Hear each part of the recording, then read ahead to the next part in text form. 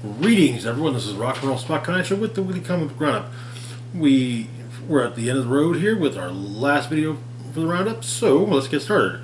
Kicking things off, we've got Batman number 126. Where we left off,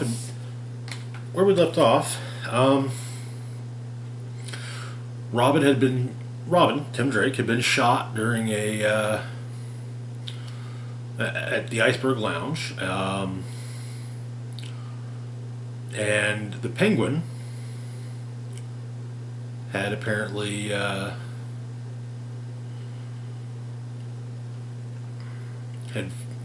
framed Batman for his death. Also, an AI seemed to come online within the remains of the Batcave.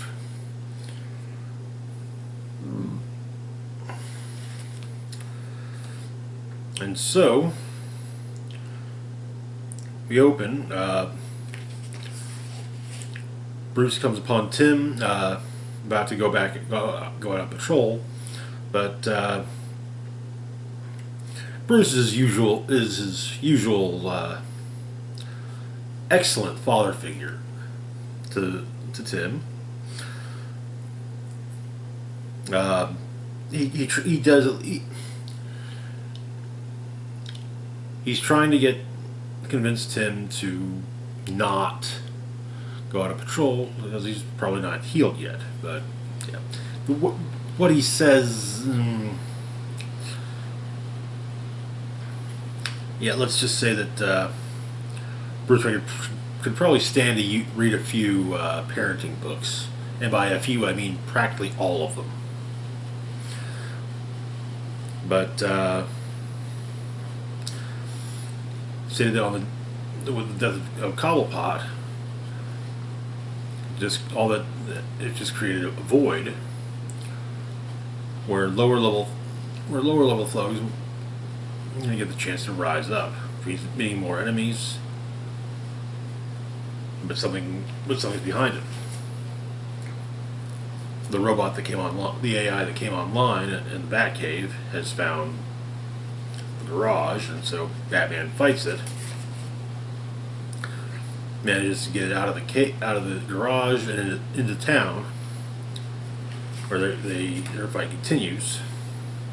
And it's whooping Batman's ass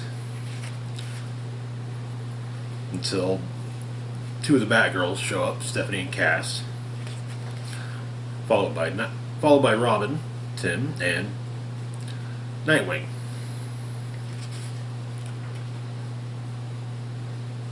And the Signal. But the AI is rather prompt. It is easy to take them all down. But eventually, though, it arrives at the cave where Leslie Tompkins is waiting.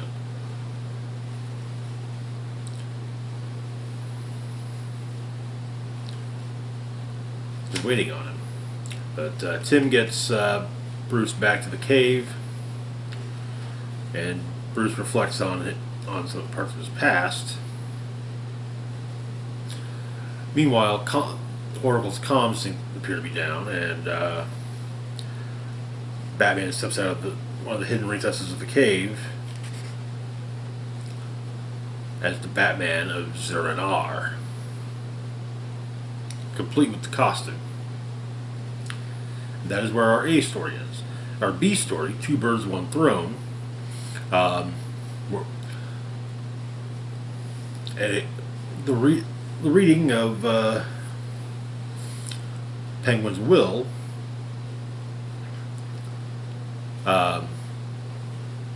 led to the hiring of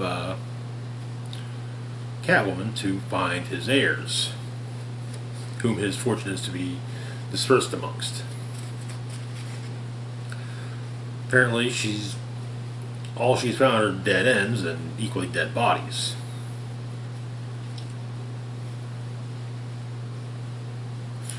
The executor is actually quite surprised at the deaths, though Cat was more surprised that penguins had that many lovers.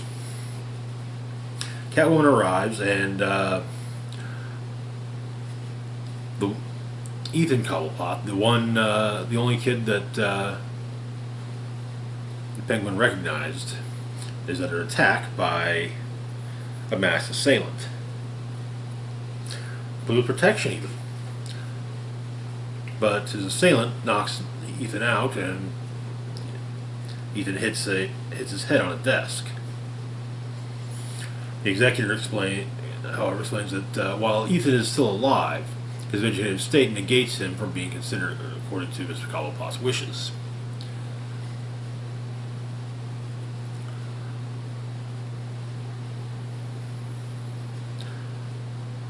But Catwoman asks about the mothers.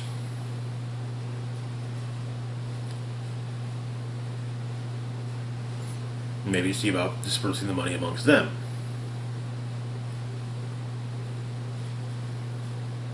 Even adding that if, Penguin will help them, she will. However, man and woman show up. Addison and Aiden Cobblepot.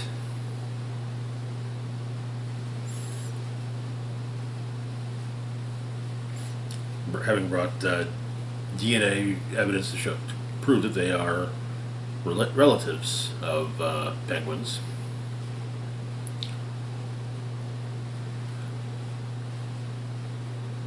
Addison and Aiden are now the owners of the Iceberg Lounge, as well as Penguin's various property holdings. When it comes to his liquid assets, however, his fortune of $10.8 million is bequeathed to the Flights of the Fancy Bird Sanctuary in Metropolis, which, to put it lightly, Addison is not happy about. But Catwoman notices something when trying to calm Addison down. The cufflinks worn by Aiden are the same ones that Ethan's assailant wore. Apparently, Addison and Aiden are the Penguin's children as well, and it seems they killed their siblings.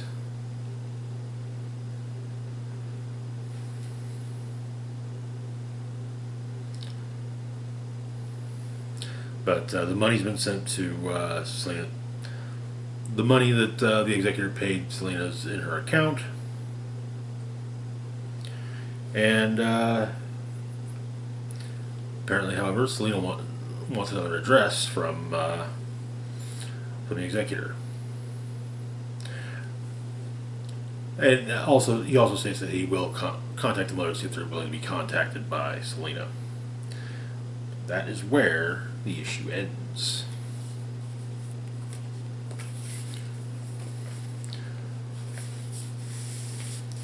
So, failsafe story. The AI is failsafe.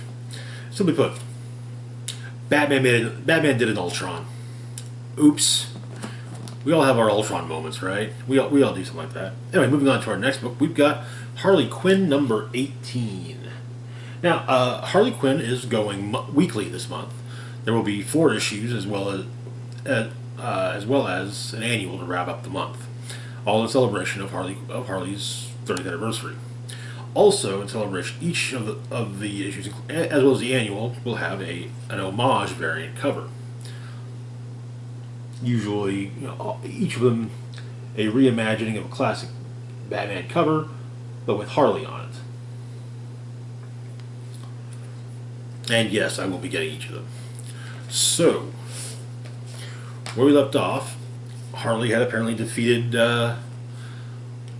Verdict. However, Verdict had been absconded with by Killer Frost and Bronze Tiger before she could be delivered to Blackgate Penitentiary. And so,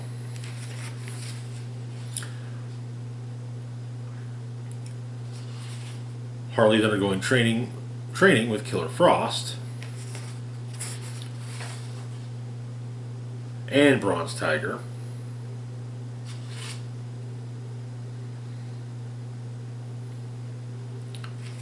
However, it's Dreadbolt that manages to incapacitate her. When she comes to, she's face to face with Dreadbolt, Bronze Tiger, Killer Frost, and Lashina. Turns out that Verdict has also been recruited into their group. Though would prefer to just put Harley down. However, the money behind the operation, Luke Fox, shows up. Not happy with how Harley's been treated. But he explains he basically wants to have basically a suicide squad, an intergalactic suicide squad.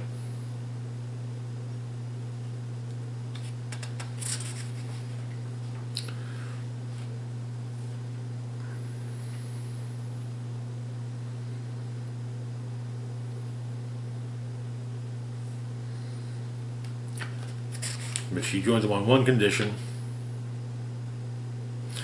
That condition being she brings a friend. The friend she brings along is Solomon Grundy. So,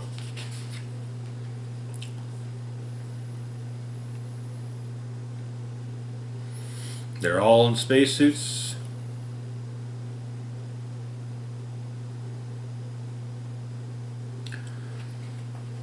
The ship launches.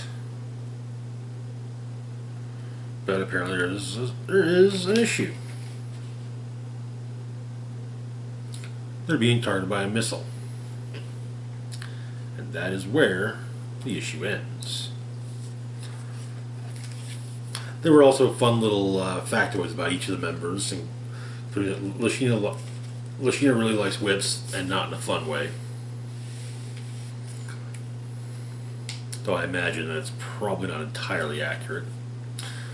But I would say the only downside to this arc is the fact of getting an entirely different art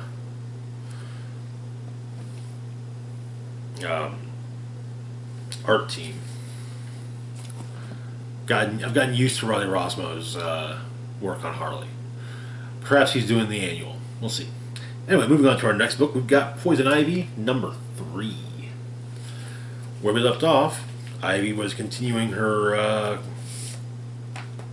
basically her quest to basically leave plants that will destroy humanity, while also writing a long form letter of sorts to Harley.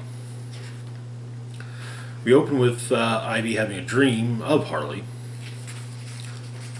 but she wakes up, however,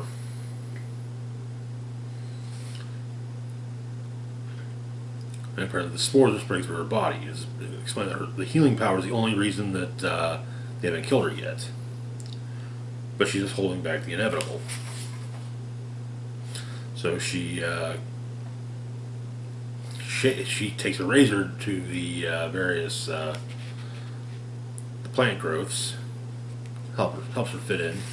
At the motel she's at, she's recruited by the owner to help with their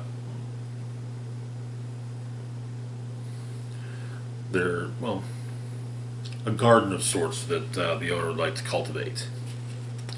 And so, her and Ivy manage to take care of it, with Ivy making some comments about what to do when it comes to the soil. The two of them go plant shopping, and Ivy plants everything and promptly passes out. The next morning, the owner finds her and quite pleased with the work she's done, and so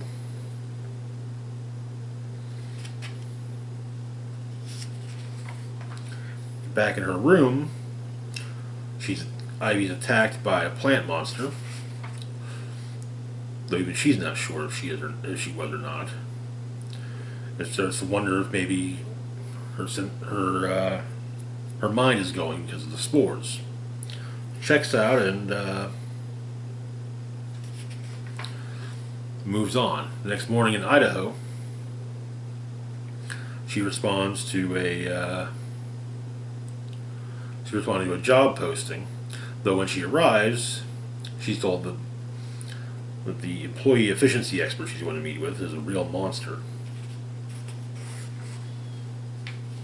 And apparently the garden that Ivy planted has bloomed quite substantially within the span of a day.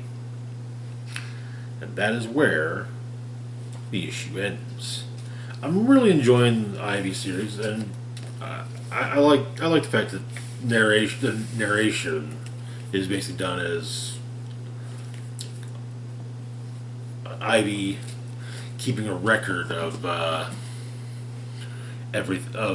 what she's doing for Harley to find it for Harley. Anyway, so the next one on this thing is actually not going to be our next book because technically we've gone over it before, just a few months back. Sword of Azrael, Dark Night of the Soul. So this is a one-shot that reprints the recent Azrael story from Batman Urban Legends and sets up our next book, Sword of Azrael, #1. Same writer, same creative team, so, you know. So, Azrael was trying to, was in Gotham, was operating out of Gotham again, trying to do things, basically trying to make amends for his previous tenures in Gotham. But still dealing, of course, with the system.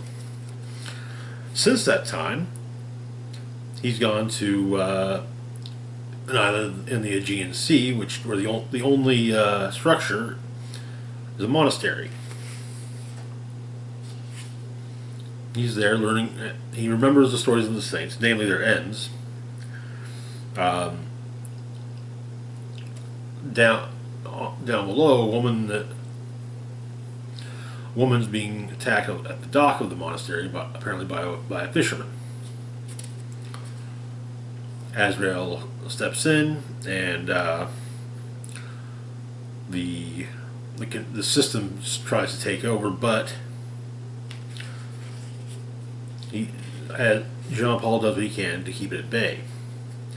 Apparently, the young woman claims that she's being pursued. Her name is apparently Brielle Arnier. Apparently, the people pursuing her kill everyone she's cared about. So she's brought into the monastery, and as she's on her way in, she explains that she was told to find a man named Jean-Paul Valley. One of the monks lets slip Jean-Paul's name and suggests that maybe, he should help this woman in need.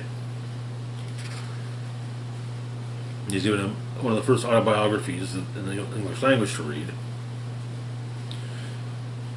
And he prays. You get a flashback throughout Azrael's life. His father dying on the floor of his college dorm, being inducted into the Order of St. Dumas, being asked to take over as Batman, utterly failing to be Batman, trying to make amends in Gotham, and then slipping into delusion and being manipulated by a false prophet into brutalizing escapees from Arkham Asylum. As he continues to fall through, though, he comes upon Azrael, and I gotta say, I like the way that that Azrael is represented in here. Most people try to think of angels as being basically people with wings, with giant wings on their backs, but the way angels are often described, something more along the lines of that. Wings and eyes, and usually also flames. But he's passed out. He's passed out, and Brielle has come to him, and she realizes she's all. Yes, he's Jean Paul Valley, but he's also Azrael. But he tries to deny that he's Azrael, but the system is active in him, and he hears someone on the roof taking up tactical positions. So he gets out his investments from the order, leaves his store with one of the monks, and then goes outside to deal with the intruders, who are apparently being led by Vengeance, the daughter of Bane. Apparently, Brielle, the group, Vengeance's group, is not there to hurt Brielle. They're there to protect her, bring her to rebuild the Knights Templar, bring her in safely.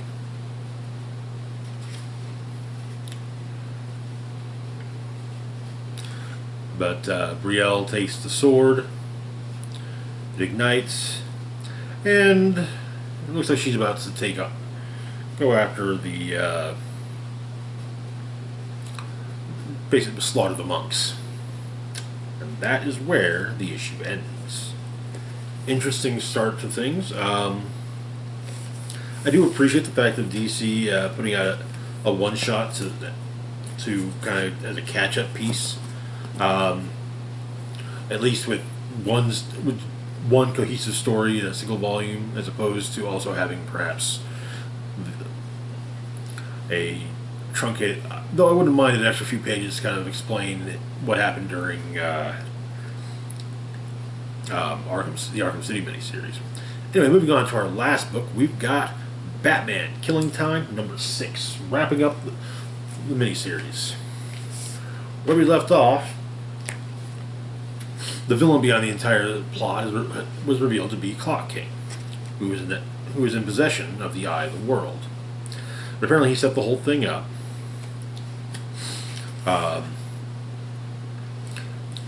Again, it often goes back and forth between the present and the past. But like I said, he set the whole thing up.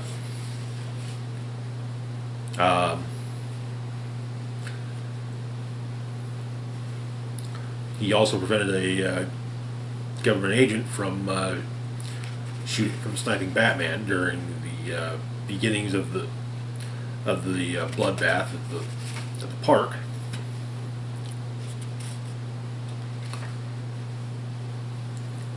The government agent that Riddler was initially dealing with as well was apparently shot by Riddler.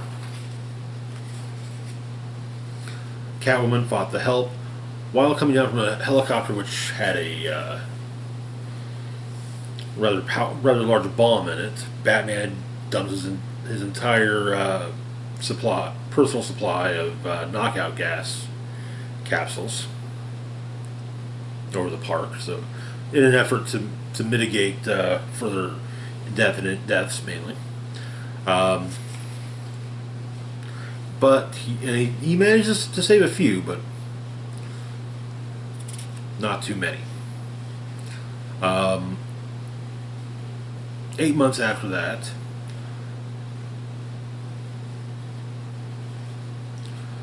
a young woman sells the eye in a pawn shop.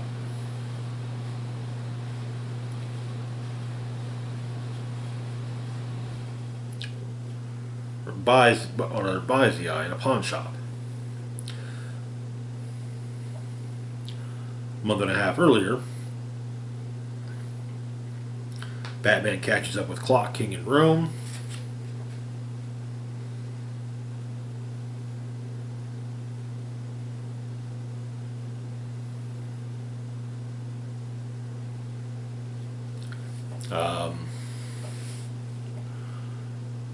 And a month and a half before that, Batman also took down Penguin.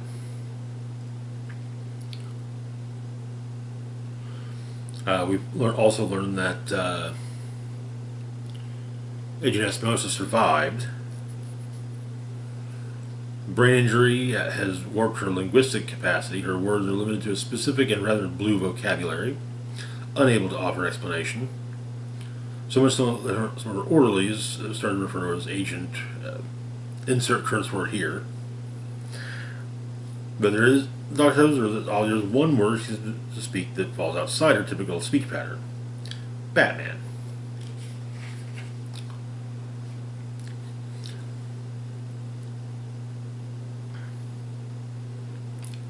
Catwoman and Riddler meet up to discuss things.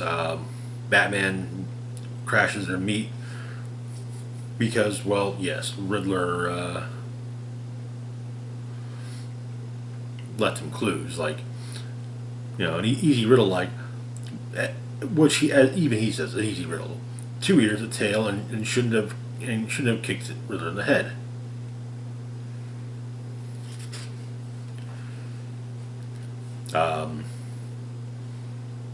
Batman also asked both about the eye as well as where the help is from Ra's al Ghul. And got no answers. Clock King and Batman talk briefly, and as Clock King tries to wax poetic, Batman punches him in the face. And the story ends with Catwoman and Riddler in adjacent cells, back to back, both sitting with their backs to the wall, the same wall, and just babbling. There's also a moment where the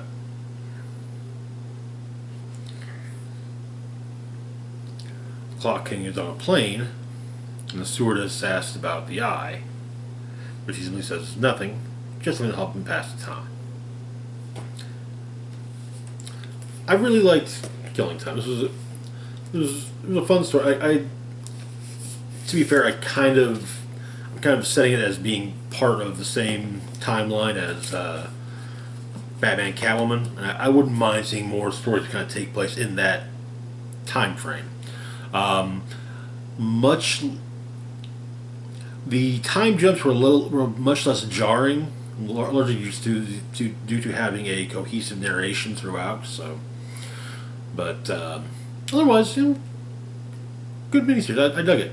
Anyway, that will do it for this week. As always, feel free to like, share, and subscribe.